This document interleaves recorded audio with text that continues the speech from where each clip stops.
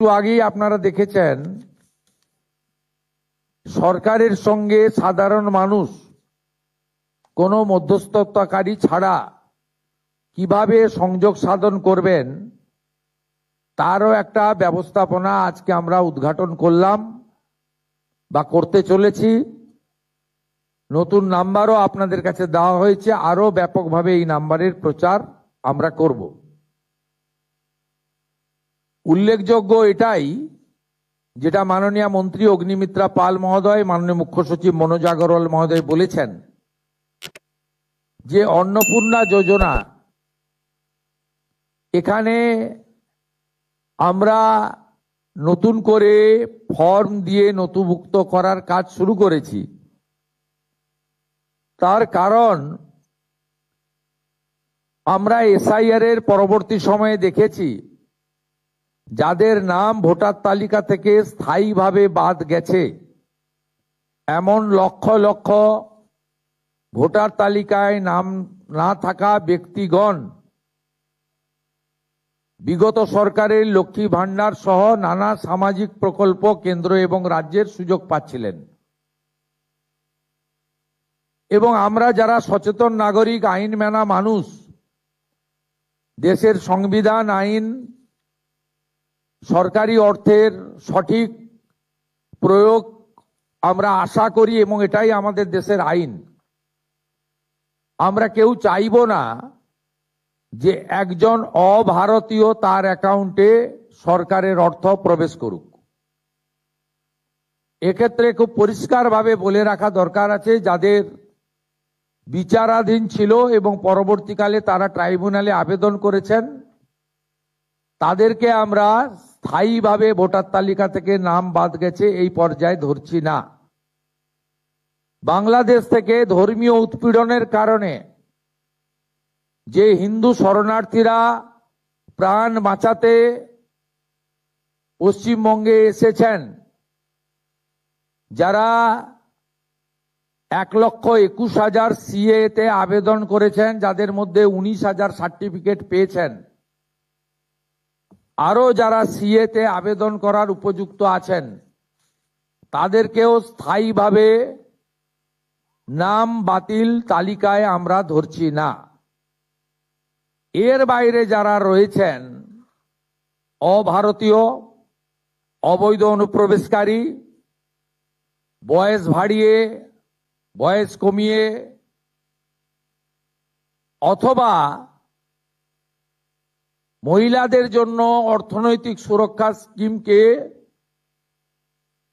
বিগত দিনে দুর্নীতির আশ্রয় নিয়ে বিগত যারা শাসক ছিলেন, যারা জনগণের দ্বারা প্রত্যাখ্যাত হয়েছেন, তাদের আশীর্বাদে পুরুষরা যে ধরনের বিগত লক্ষ্মী ভান্ডারের সুযোগ পাচ্ছিলেন, আমাদের এই স্বচ্ছতার সঙ্গে যে ফর্ম ফিল আপ এবং ভেরিফিকেশনে তারা সুযোগ পাচ্ছেন না, পাবেন না, পাওয়া উচিত নয়। আমি আপনাদেরকে আশ্বস্ত করতে চাই, আমাদের একটু আগে যে লঘু ফিল্ম আমরা দেখিয়েছি, ছোট্ট আমাদের ক্লিপিং দেখিয়েছি, তাতে পরিষ্কার বলেছি কোথায় ফর্ম পাবেন, কিভাবে ফর্ম ফিল আপ করবেন, কারা যোগ্য, যারা একেবারেই পারবেন না আসতে বা অনলাইন করতে পারবেন না, তাদের বাড়িতে সাহায্যকারী পাঠিয়ে ফর্ম ফিল আপ করে আনার দায়িত্ব পশ্চিমবঙ্গের বর্তমান রাষ্ট্রবাদী জনগণের দ্বারা নির্বাচিত সরকারের। আমরা এই প্রক্রিয়াকে 3 মাস ধরে চালাবো ঠিক করেছি। যখন যখন যেমন ফর্ম আসবে এবং ভেরিফিকেশন হবে, সাথে সাথে তাদের অ্যাকাউন্টে 3,000 টাকা চলে যাবে। আমি অত্যন্ত খুশির সঙ্গে ঘোষণা করতে চাই, গত 3 দিন প্রধান সচিব পর্যায়ে আধিকারিকরা জেলা থেকে পড়ে থেকে জেলা শাসকদের, বিডিওদের সাহায্য নিয়ে এবং একটা বড় অংশের জনপ্রতিনিধি তাদেরও প্রত্যক্ষ সহযোগিতা নিয়ে, সর্বোপরি জনগণের অংশগ্রহণে, মা বোন দিদিদের অংশগ্রহণে আমরা ভেরিফিকেশন করা ফর্ম পেয়েছি বা আমরা পোর্টালে নথিভুক্ত করতে পেরেছি। 28,25,769 জন। 28,25,769 জনের অ্যাকাউন্টে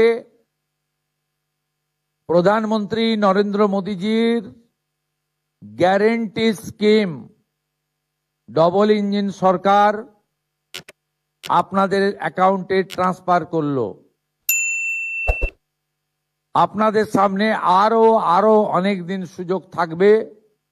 প্রতি 7 দিন অন্তর সংশ্লিষ্ট দপ্তরের মন্ত্রী মহোদয় প্রেস কনফারেন্স করে ভেরিফাইড নথিভুক্ত ফর্মের তালিকা এবং প্রাপকের সংখ্যা পশ্চিমবঙ্গের জনগণকে জানিয়ে দেবে।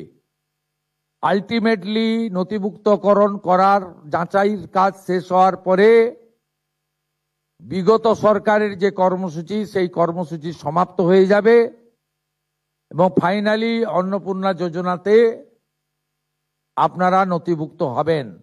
একইভাবে স্বাস্থ্যসাথীর ক্ষেত্রেও আয়ুষ্মান ভারতের পোর্টালে স্থানান্তরকরণের কাজ, নাম পরিবর্তন করার কাজ আমাদের যেভাবে শুরু হয়েছে এটাও ঠিক একইভাবে শুরু হলো এবং আপনারা সকলে সুযোগ পাবেন। আপনাদের সকলের সহযোগিতা প্রার্থনা করে আজকের এই 3টি স্কিম নিয়ে আমরা এখানে মন্ত্রিমণ্ডল আধিকারিকরা সমবেত হয়ে গোটা রাজ্যের সমস্ত ব্লক ডেভেলপমেন্ট অফিস, সমস্ত মিউনিসিপ্যালিটি, কলকাতা কর্পোরেশনের ক্ষেত্রে বড় ভিত্তিক আমার যে মা বোন দিদিরা আছেন তাদেরকে আরেকবার এই মা দুর্গার ভূমি পশ্চিমবঙ্গ, যেখানে স্বামী বিবেকানন্দ দুর্গাপূজার মহাষ্টমীতে কুমারী পূজা দিয়ে শুরু করেছিলেন, না জাগিলে ললনা এই বিশ্ব জাগে না, যে মাটি থেকে রানী রাসমণি থেকে শুরু করে স্বাধীনতা সংগ্রামী বীরাঙ্গনা মাতঙ্গিনী হাজরা দেশকে এগিয়ে নিয়ে যেতে যাওয়ার ক্ষেত্রে, আধ্যাত্মিকতার ক্ষেত্রে, সংস্কৃতির ক্ষেত্রে, সংগ্রামের ক্ষেত্রে অনন্য নজির রেখে গেছেন, সেই মাটি থেকে নারী শক্তিকে বন্দন করে, মাতৃশক্তিকে প্রণাম করে আমি আনুষ্ঠানিকভাবে এই কর্মসূচি এখানে সূচনা করলাম।